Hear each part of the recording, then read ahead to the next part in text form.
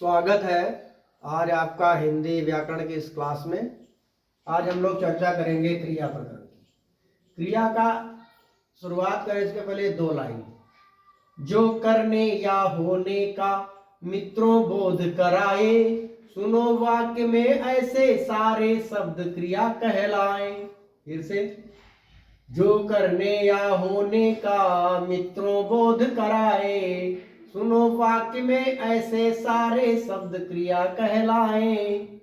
अब देखिए यहां पर क्रिया का अर्थ होता है काम। क्रिया का अर्थ होता है काम। काम या तो होता है अथवा किया जाता है। दो तरीके से काम या तो होता है या किया जाता है। किसी काम को करने अथवा होने का बोध कराने वाले पदों को क्रिया कहते हैं। किसी काम के करने अथवा होने का बोध कराने वाले पदों को क्रिया कहते हैं। क्रिया विकारी शब्द है। क्रिया का मूल धातु है। धातु क्रियापद के उस अंश को कहते हैं जो किसी क्रिया के प्रायः सभी रूपों में पाया जाता है। हिंदी में क्रियाएं धातुओं के अलावा संज्ञा और विशेषण से भी बनती हैं। धातु क्रिया के मूल रूप को धातु कहते हैं। क्रिया का जो मूल रूप है उसे धातु कहते हैं। जैसे लिख, लिख धातु है और लिखना क्रिया है। लिख धातु से लिखना क्रिया बनी। पठ धातु से पढ़ना क्रिया बनी। अब यहाँ पर क्रिया के भेद देख लीजिए आप। क्रिया के भेद, पहले सकर्मक क्रिया, फिर अकर्मक क्रिया और फिर द्विकर्मक क्रिया। देखिए, सकर्मक क्रिया स माने सहित और आ माने नहीं। समझ लीजिए, स माने सहित मतलब कर्म सहित। तो जिन क्रियाओं में कर्म उपस्थित रहता है वो क्रियाएं सकर्मक होती हैं। जैसे आकाश ने चित्र बनाया। पहला है उदाहरण, आकाश ने क्या बनाया? चित्र बनाया। आकाश ने चित्र बनाना, बनाना क्रिया है और कर्म क्या हुआ है? चित्र बनाना हो गया कर्म। तो ये हो गई सकर्मक क्रिया।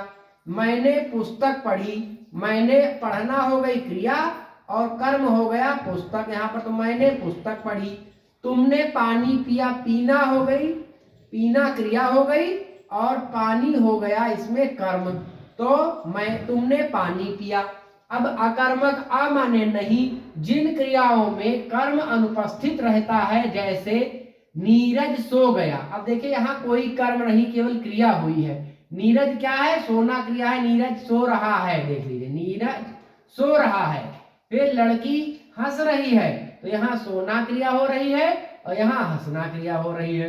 तो यहाँ कोई कर्म नहीं है इन दोनों में। अब द्विकर्मक क्रिया देख लीजिए। द्विकर्मक का तात्पर्य दो की बात हो रही। जब किसी क्रिया के साथ दो दो कर्म जुड़े हों तो ऐसी क्रिया द्विकर्मक क्रिया कहलाती है। जब किसी क्रिया के साथ दो दो कर्म जुड़े हों ऐसी क्रिया द्विकर्मक क्रिया कहलाती है। जैसे अध्यापक ने विद्यार्थी को गणित पढ़ाया। किसको पढ़ाया? विद्यार्थी को गणित पढ़ाया। पढ़ना क्रिया है। अब यहाँ द्विकर्म हो रहे हैं, तो विद्यार्थी को क्या किया? विद्यार्थी को क्या कराया? गणित पढ़ाया। फिर इसी तरीके से नौकर ने मालिक को खाना खिलाया। खिलाना क्रिया है, कर्म यहाँ पर द्वि है। एक तो मालिक को और खाना खिलाया। मालिक को क्या कराया? खाना खिलाया। तो मालिक को खाना खिलाया। नौकर ने, किसने? नौकर ने मालिक को क्या किया? खाना खिलाया। नौकर ने मालिक को। फिर यहाँ अध्यापक ने विद्यार्थी को। दो कर्म है। एक तो अध्यापक ने विद्यार्थी को, तो कर्म कौन सा हुआ? किसने किया? कर्म किया मेरा अध्यापक जो है, यहाँ पर विद्यार्थी है, विद्यार्थी को क्या किया? गणित पढ़ाया। ये हो गया आपका दो कर्म यहाँ पर निकल आया। इसी तरीके से मालिक को, अब कर्ता ने होता है। कर्ता कौन है यहाँ पर? अध्यापक। करने वाला, काम करने वाला कौन? अध्यापक। यहाँ पर नौकर ने, तो जहां ने आएगा वो कर्ता हो जाएगा और जहां को आएगा वो कर्म हो जाएगा। और क्या कराया? गणित करा। तो एक ये कर्म हो गया गणित, यहाँ पर खाना खिलाया और यहाँ गणित पढ़ाया।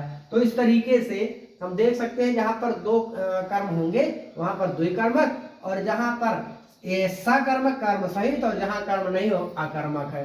तो क्रिया की एक लाइन हम पुनः पढ़ेंगे। जो करने या होने का मित्रों बोध कराए, सुनो वाक्य में ऐसे सारे शब्द क्रिया कहलाए।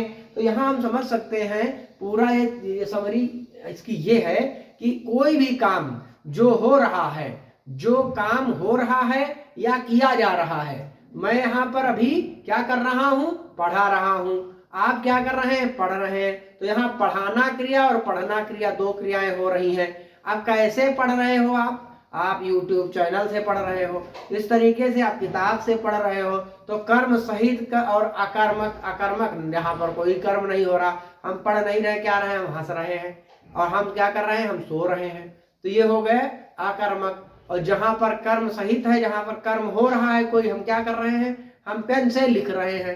तो क्या कर रहे हैं, पेन से लिख रहे हैं, यहाँ तो कर्म हो रहा है।